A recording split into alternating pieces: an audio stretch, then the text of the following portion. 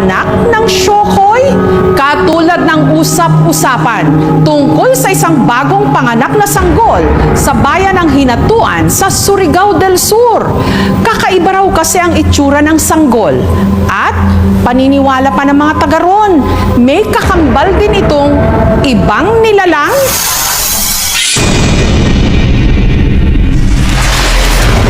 Sumisisid sa imahinasyon ng mga tiga-barangay Portlamon sa Hinatuan, Surigao del Sur bakit ang isang bagong silang na sanggol sa kanilang probinsya tila kakaiba ang itsura. Nagulat nga kami lahat dito kasi nung lumabas siya, mukha siyang tubol. Maraming beses na akong umalis. Tapos, ang tagal-tagal niyang lumabas.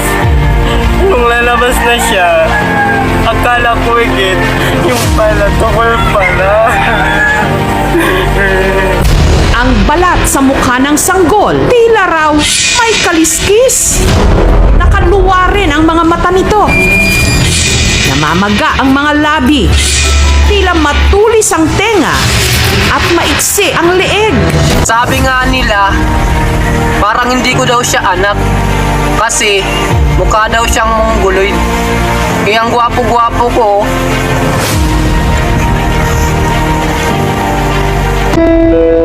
Siyempre, masakit sa puwet. Kasi yung lumabas, malaking tubol.